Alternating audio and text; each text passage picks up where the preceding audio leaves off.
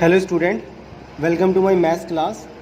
आज हम लेके आए हैं आपके लिए class 10th maths compartment exam, जो कि अभी 25 सितंबर 2020 में एग्ज़ाम कंडक्ट करवाया गया है ऑल ओवर इंडिया में। तो जो स्टूडेंट ने कंपार्टमेंट एग्ज़ाम दिया है और जो एग्ज़ाम 2021 में क्लास 10th में एग्ज़ाम में अपीयर होंगे, तो वो दोनों स्टूडेंट जिन्होंने दिया है वो इसका सॉल्यूशन देख सकते हैं, और जो देंगे वो उसका पैटर्न और उसका लेवल एग्ज़ाम में क्या रहा, किस टाइप के क्वेश्चंस आए और क्या लेवल रहा उसका, हार्ड है कितना इजी है, वो समझते हैं इसको। और साथ में जो इसका पैटर्न है उसको देखते हैं। और जो स्टूडेंट और जो फ्रेंड देख रहे हैं तो इसको शेयर कर दें इस वीडियो को, ठीक है। ये इसका कोड है 430C1।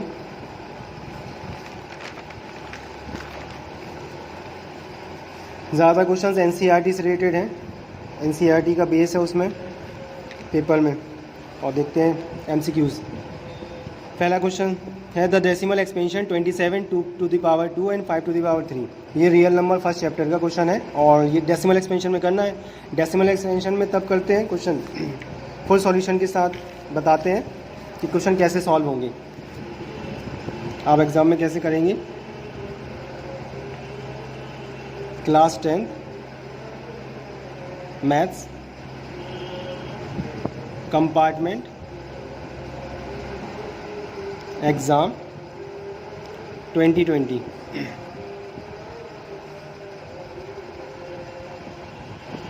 Solution section A MCQs. Okay, तो फर्स्ट है डेसिमल एक्सपेंशन।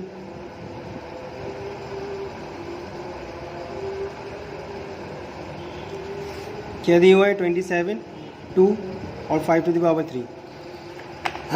आपने क्वेश्चन देखे होंगे जब डेसिमल किया जाता है। सपोज़ हमने 2 और 10 लिखा है, ठीक है,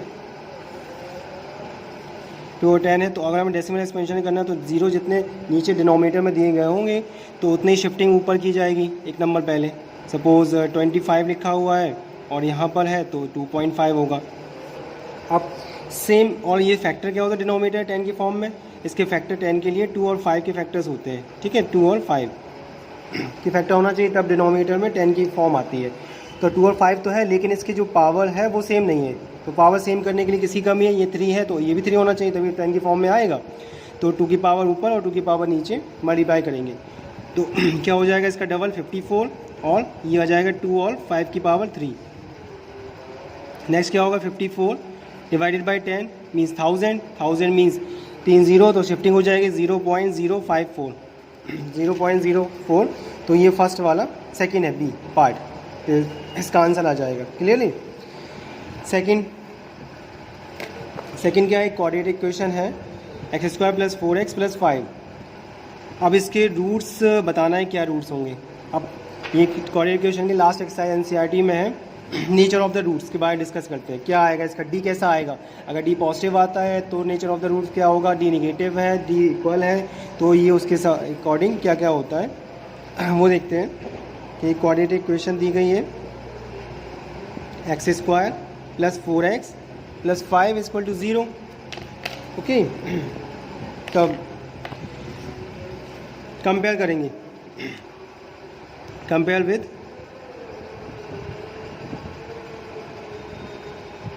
ax² + bx + c = 0।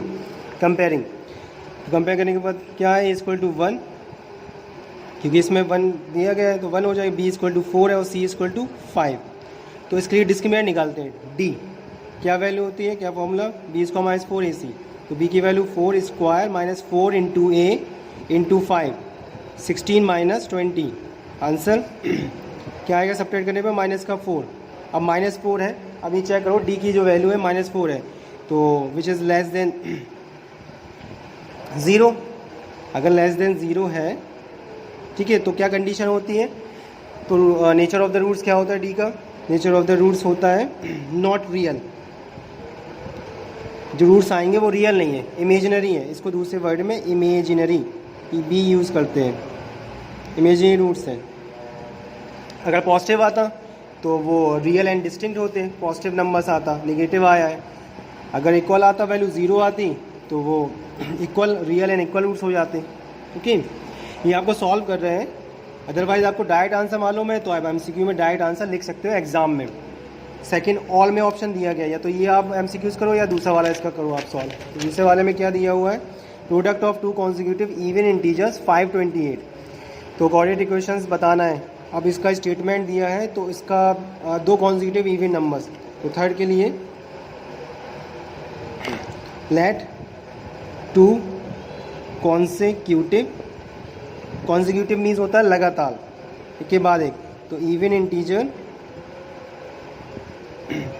x और x+2। अब अकॉर्डिंग टू द क्वेश्चन क्या आएगा, अकॉर्डिंग टू द क्वेश्चन में उसका प्रोडक्ट, दो कॉन्जिक्यूटिव का प्रोडक्ट है, तो प्रोडक्ट x और x+2 विल बी 528। इसको सॉल्व तो नहीं करना था, ये ऑप्शन में पहले वाला आ गया है।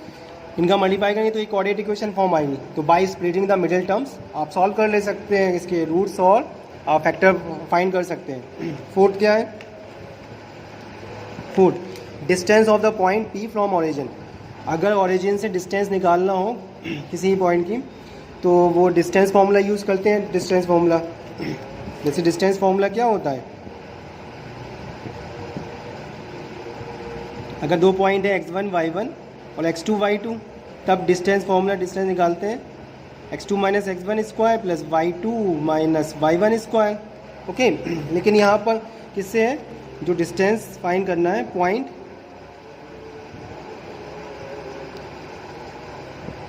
Distance of point P 5 minus 4 minus 5 from origin. अगर ऑरिजिन से होता है तो ऑरिजिन का मतलब 0 0, ठीक है, 0 0 से है, तो इसी फॉर्मूले पे अगर रखेंगे तो वो इसको शो करेगा x² प्लस y², क्योंकि जो दूसरी वैल्यू है वो तो 0 0 हो जाएगी। तो शॉर्ट फॉर्मूला ऑरिजिन से तो डायरेक्ट लिख सकते हैं इसमें, तो x का स्क्वायर मीन्स 4 का स्क्वायर और plus minus 5 square, 4 square 16, 5 25 which is 41। 41 unit तो नहीं गिवन है, सेंटीमीटर मीटर, तो यूनिट यूज़ कर देते हैं, ठीक है। तो 41 इसका फोर्थ आंसर है। फोर्थ फिफ्थ है, फिफ्थ क्या दिया गया है, और फोर्थ है, तो थर्ड ही पार्ट था सेकंड वाला। तो फोर्थ में क्या है, ए बी और C D. A B C D R the two parallels tangent to a circle of radius 5 centimetre, distance between the tangent. ये कहा है कि एक सर्किल है, ठीक है, सर्किल से दो टेंजेंट टच करते हुए जा रही हैं। क्या नाम है, ए बी और सी डी दो टेंजेंट है। टेंजेंट क्या होता है, जो सर्किल से टच करते हुए जाए, ये पॉइंट ऑफ कांटेक्ट है, पॉइंट ऑफ कांटेक्ट से टच करते हुए जाए, वहाँ से रेडियस फॉर्म हो रहा है सेंटर पर, तो ये 5 सेंटीमीटर का हो गया और ये भी 5 सेंटीमीटर हो गया। तो डिस्टेंस बताना दोनों टेंजेंट्स की। तो डिस्टेंस बिटवीन ओरली है, ये distance between two tangents 5 + 5 10 centimetre, और जो क्या हो जाए 10 सेंटीमीटर होगा वो डायमीटर कहलाएगा, ठीक है, ये डायमीटर होगा। डायमीटर पूछता हूँ, डायमीटर भी आ जाता सेंटर से होते हुआ। फिफ्थ क्या है, फिफ्थ में A B is a tangent to a circle with centre O. A B is a tangent with centre O from an external point. A से एक्सटर्नल पॉइंट से एक सेंटर ओ से होता हुआ एक टेंजेंट ड्रॉ की गई है, जिसकी value O is equal to 6 centimetre, O B equal 3√3 centimetre, then the length of the tangent, length of tangent. तो लेंथ ऑफ टेंजेंट निकालना है ए बी की वैल्यू। तो जब ऐसे टाइप का क्वेश्चन आता है सर्किल का टेंजेंट टच करता हुआ, तो ये रेडियस है और ये टेंजेंट है, रेडियस और टेंजेंट से कनेक्ट करता हुआ एंगल फॉर्म होता है, तो एंगल बी पर 90 फॉर्म करेगा। और एक थ्योरम का यूज़ किया जाएगा, वो थ्योरम क्या है, फिलहाल एक नंबर का आएगा, ये क्वेश्चन सॉल्व करने के लिए आएगा, तो आपको जो थ्योरम का स्टेटमेंट आपको लिखना पड़ेगा, किस कंडीशन पर, किस रीज़न की वजह से वो स्टेटमेंट यूज़ किया गया है। फिफ्थ है, तो लेंथ ऑफ टेंजेंट, थ्योरम क्या होगा, लेंथ ऑफ टेंजेंट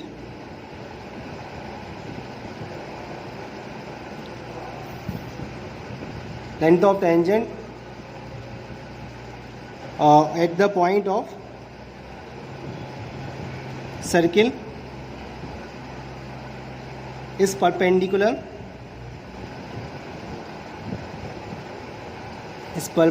है to the radius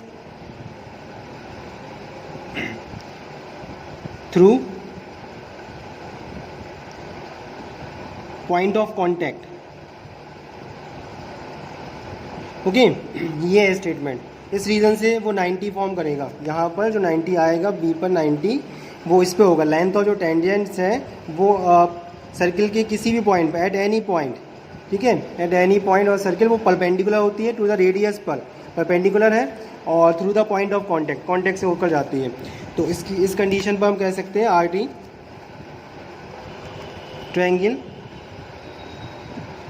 triangle O B A में at B equal to 90 degree है तो बाई पाइथागोरस थ्योरम यूज़ करेंगे। बाई पाइथागोरस थ्योरम कब अप्लाई की जाती है? तो जब किसी राइट एंगल में दो साइड गिवन हो, तीसरी साइड फाइंड करना हो, बाई पाइथागोरस थ्योरम। तो क्या होगा, 90 के सामने वाला हाइपोटेनस होता है तो O A square equal to O B square plus A B square. Okay, तो क्या फॉर्म हो रहा है, ओ ए की वैल्यू, तो ओ ए की वैल्यू दी गई है 6 स्क्वायर और ओ बी की value 3√3 square plus A B की वैल्यू फाइंड करना है, ठीक है, लेंथ ऑफ द टेंजेंट्स की। तो 6 स्क्वायर 36, ये 3 स्क्वायर 27 आएगा, 27 ए बी स्क्वायर और ए बी से क्या आएगा 9 which is 9 root A B equal to 3 centimetre. तो ये आया इसका आंसर 3 सेंटीमीटर। ओके, 6 है, 6 क्या आएगा, lines represent the linear equation x equal to 6 और वाई इक्वल टू आर। तो बताया जो कार्टेशियन प्लेन पे जब हम ड्रॉ करते हैं किसी लाइन्स को, ठीक है, तो वो इसमें क्या करें एक्स इक्वल टू 6, तो एक्स डैश है, ये वाई डैश है, तो यहाँ पर x इक्वल टू 6 आएगा, ठीक है, यहाँ पर 6 होगा x इक्वल टू 6 और y इक्वल टू 6 यहाँ होगा। इससे पैरेलल लाइन ड्रॉ की जाएगी, ठीक है, और इससे एक पैरेलल लाइन ड्रॉ की जाएगी। तो वो जो लाइंस पैरेलल होगी एक्स एक्सिस और वाई एक्सिस पर, तो वो क्या करेंगी लाइंस, वो इंटरसेक्ट करेंगी। तो इसका आंसर क्या होगा, इंटरसेक्ट लाइन थी, ठीक है, इंटरसेक्टिंग लाइन्स है। इंटरसेक्ट लाइन के बाद अब question, which of the following can not be the probability of event. Probability नहीं होने की, प्रोबेबिलिटी जो नहीं हो सकती है इवेंट, वो क्या होती है, प्रोबेबिलिटी की कंडीशन क्या होती है। क्वेश्चन 7, जो प्रोबेबिलिटी ऑफ इवेंट के लिए 0 से बड़े और 1 से छोटी, ठीक है, 0 और 1 के बीच में प्रोबेबिलिटी आती है, फ्रैक्शन में होती है, 1 से ज़्यादा प्रोबेबिलिटी नहीं हो सकती है। अब आप चेक करो, ये फ्रैक्शन में प्रोबेबिलिटी है, ये फ्रैक्शन में ये प्रोबेबिलिटी है, ये फ्रैक्शन को सॉल्व किया जाएगा तो डेसिमल हटाने के बाद ये प्रोबेबिलिटी हो जाएगी, और ये इसको सॉल्व करेंगे तो ये देखते हैं तो क्या आएगा, डी वाला पार्ट 1/0.2 है, डेसिमल को रिमूव किया तो ये आया 5। तो क्या 5 प्रोबेबिलिटी है, प्रोबेबिलिटी क्या बताई थी, 0 और 1 के बीच में होती है, ठीक, फ्रैक्शन में आएगी, 1 से ज़्यादा नहीं हो सकती, तो 5 आ गया, तो ये प्रोबेबिलिटी नहीं है, तो डी पार्ट इसका ऑप्शन नहीं है, probability can not be possible. Question 8 में क्या आया था, वैल्यू ऑफ 1030 और 1060, तो 1030 डिग्री और 1060, तो ये तो एक लाइन का है, तो 1030 की वैल्यू 1/√3, 1060 की value √3 cancel, answer will be 1। Okay, first question का कॉमन डिफरेंस ऑफ AP √2 2√2 3√2 4√2। तो अब कॉमन डिफरेंस बताना, कॉमन डिफरेंस क्या होता है, ये A1 है, ये A2 है, तो A2 माइनस A1 सबका डिफरेंस सेम होना चाहिए, वही वो AP में सीरीज़ होती है। AP का क्वेश्चन है ये, अरिथमेटिक प्रोग्रेशन का, तो ओरली दिख रहा है इसमें, सब में डिफरेंस जो है वो √2 का है, तो √2 आंसर हो जाएगा। 10 क्वेश्चन क्या है, centre of circle having the point of on the diameter. तो एक सर्किल ड्रॉ किया गया, तो डायमीटर का एक पॉइंट क्या है, -4 और 2 है, और दूसरा पॉइंट क्या है, सेंटर की पॉइंट निकालना है, सपोज O पॉइंट है, इसके है 4 और 3 -3।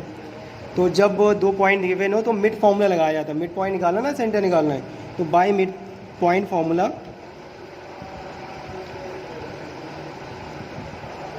x equal to x1 plus x2/2 और y equal to y1 plus y2/2।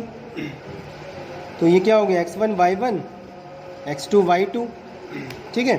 तो वैल्यू यूज़ कर दी, x1 x2 -4 +4 0/2 मीन्स 0, y= में क्या आएगा, y1 मीन्स 2 -3, नीचे 2 आएगा -1/2, तो पॉइंट क्या हुए, ओके 0 और -1/2, 0 -1/2 ये सी पॉइंट हो जाएगा, ओके।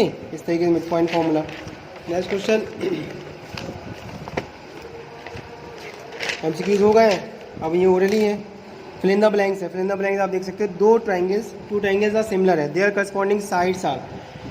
जब दो ट्रायंगल सिमिलर होते हैं, ठीक है, दो ट्रायंगल सिमिलर है, दो ट्रायंगल सिमिलर के लिए सेम शेप और सेम साइज होता है। सिमिलर सेम शेप और सेम साइज को डिनोट करते हैं। और कॉन्ग्रुएंट ट्रायंगल क्या होते हैं, सेम शेप, सिमिलर में क्या होगा, एक बड़ा छोटा होगा, और कॉन्ग्रुएंट में होता है सेम शेप और सेम साइज, इसमें डिफरेंट साइज होगी, ठीक है, छोटा बड़ा होगा। तो उनकी जो करस्पॉन्डिंग साइड होती है, अगर एक है ये 2 होगा, ये 2 है तो ये 4 होगा, ये अगर 3 है ये 6 होगा। तो ये प्रोपोर्शन में होती है, प्रोपोर्शन, ठीक है, रेशियो में होती है। ये हो गया। Mode is the value of observation having frequency.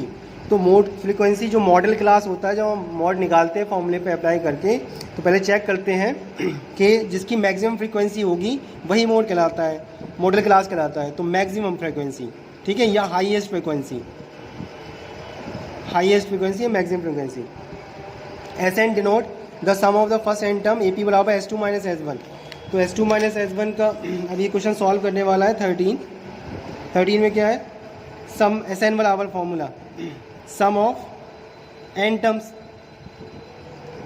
Some of n terms के लिए क्या, n/2 2a + n-1 × d, okay. अगर वो S1 के लिए रखा है तो S1 रखो, S1 के लिए क्या होगा, 1 पर रखो, 1/2 2a + ये 1 - 1 आ जाएगा और d होगा, तो क्या होगा, ये कैंसिल 0 हो जाएगा, और 2/2 2 × 2a बचेगा, तो a आया, मतलब a1 S1 की वैल्यू a आएगी, तो a आई। और S2 निकालते हैं, S2 निकालेंगे तो इसी फॉर्मूले में रखेंगे 2/2, मतलब n के प्लेस पर वैल्यू रखना है, क्योंकि हमें S2 - S1 करना है ना, कि सब्ट्रैक्ट करके। फिर से रखा 2 × 2 2a + 2 - 1 आया तो 1 रखा, और n की वैल्यू 2 रखी है, और d है 1 2a + d 2a + d है, ठीक है, a + d, और 2 से 2 कैंसिल हो गया था, यहाँ पर 2 रखा, n/2, तो n बराबर 2 रख दिया, तो ये कैंसिल हो गया, 2a + d। 2a + d पर अब क्या करना है, फॉर्मूला निकालना, S2 - S1। S2 की वैल्यू क्या आई, S2 की वैल्यू आई 2a + d है, और माइनस S1 की वैल्यू आई थी a है, सॉल्व किया जाएगा तो a + d आएगी। जो a + d आएगी तो वो क्या होगा, वो a1 होगा, पहला टर्म्स a1। तो S2 - S1 की जो वैल्यू आई वो a1 आई, ठीक है, तो यहाँ पर a1 लिखा जाएगा। 14 क्वेश्चन है। 14 क्वेश्चन क्या शो कर रहा है, area of circular track having inner and outer radii. तो एरिया बताना है सर्कुलर ट्रैक का। सपोज एक सर्कुलर ट्रैक जिसका R1 है, सेंटर से R1, और दूसरा सर्कुलर ट्रैक है वो है R2, ठीक है। तो एरिया ऑफ सर्कुलर ट्रैक तो क्या होगा, एरिया ऑफ सर्किल होता क्या है, एरिया ऑफ सर्किल πr², ठीक है। अब 2 है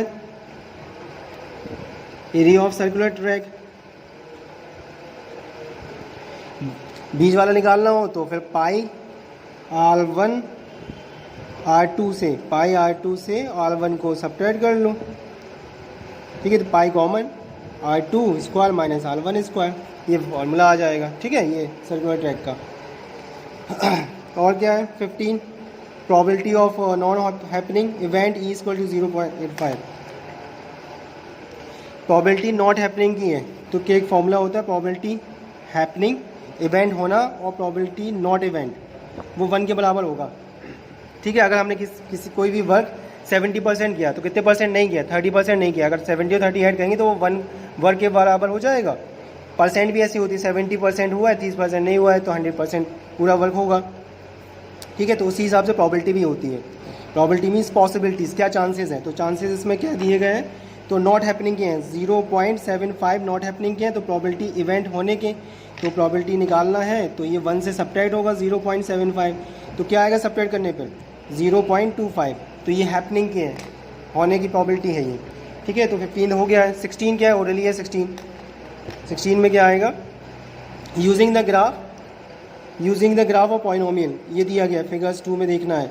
right the number of zeros, number of zeros क्या होते हैं, जो एक्स एक्सिस पर जितने बार जो लाइन ड्रॉ हो रही है, जो ग्राफ जा रहा है उसको नंबर ऑफ ज़ीरोज़ को शो करता है वो। ठीक है, जितने बार कट किया गया, तो 1, 2 और 3 नंबर ऑफ ज़ीरोज़ क्या होंगे, नंबर ऑफ ज़ीरोज़ होंगे 3। एक बार टच किया, कट किया गया एक्स एक्सिस पर, 1, 2 और तीसरी बार यहाँ पर पॉइंट किया गया। इसका सेकंड पार्ट भी है, form a quadratic polynomial whose sum and product of the zeroes 0 and 6 -6 है। अगर 0 और -6 है तो फॉर्मूला क्या होता है, फॉर्मूला यूज़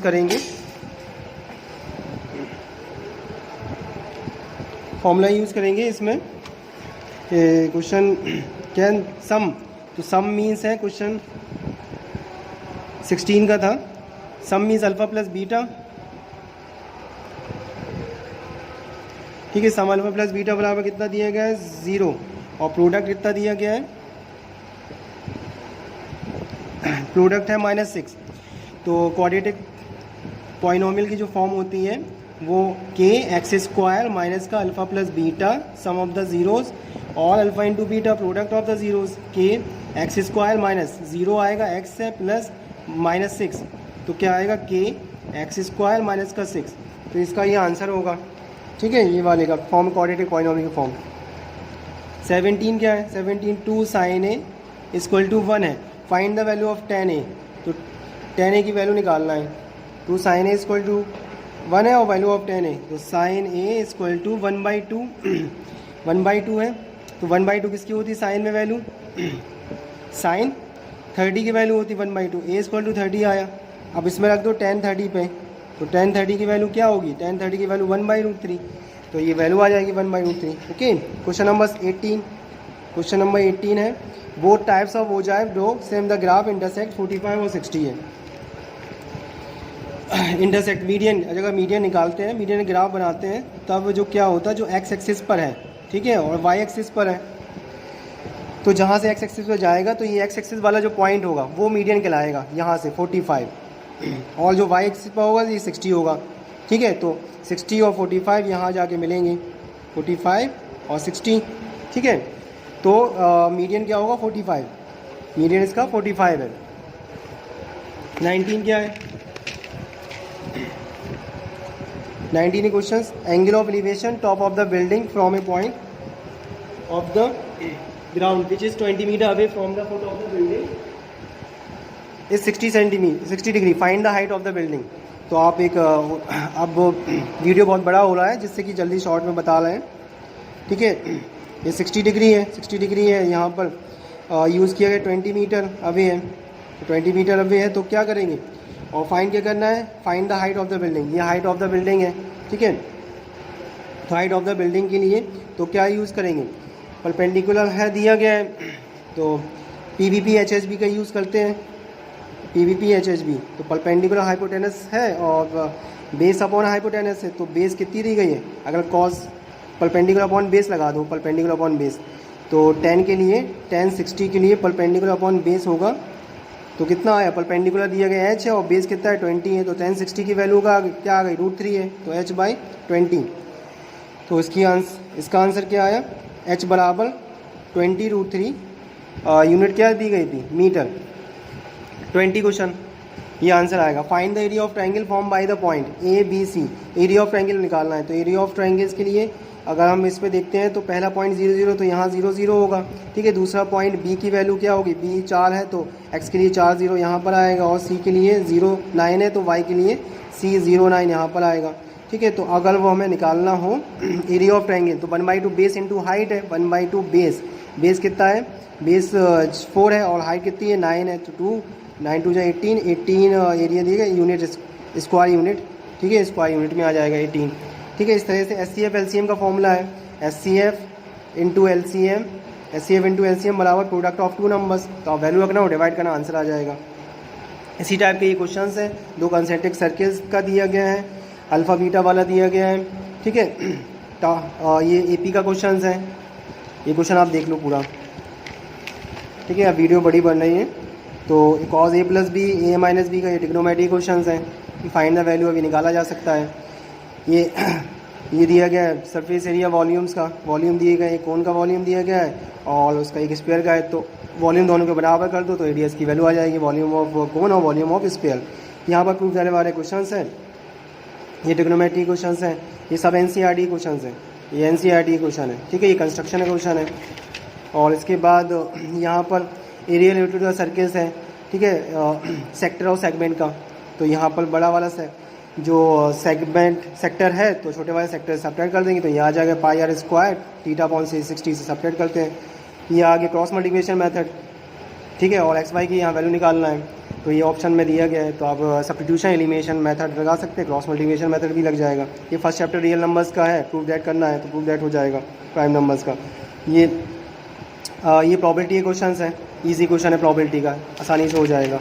यहाँ पर क्वेश्चन क्या दिया हुआ है, ग्राफ का है, ग्राफ बताना है। ये सिंपल से ABC पॉइंट निकालो, 3 है, ये 3 और 5 हो गया, ठीक है। और B के पॉइंट क्या दिए गए, B के पॉइंट 7 और 4 है, और C के पॉइंट्स क्या है 5 और 1 है, 7 पॉइंट। तो ये पॉइंट निकल आएगा, दूसरा एरिया भी निकल, इनका डिस्टेंस निकाल सकते हैं डिस्टेंस फार्मूला से, ठीक है।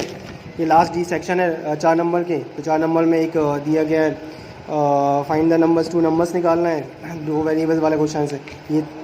ये BPT थ्योरम दी गई है और ये पाइथागोरस थ्योरम है, प्रूव करना है, उन दोनों में से कोई सॉल्व करना है, ठीक है। और यहाँ पर हाइट एंड डिस्टेंस का क्वेश्चन दिया गया है, ठीक है, ट्रिग्नोमेट्री एप्लीकेशन वाले जो क्वेश्चन हैं।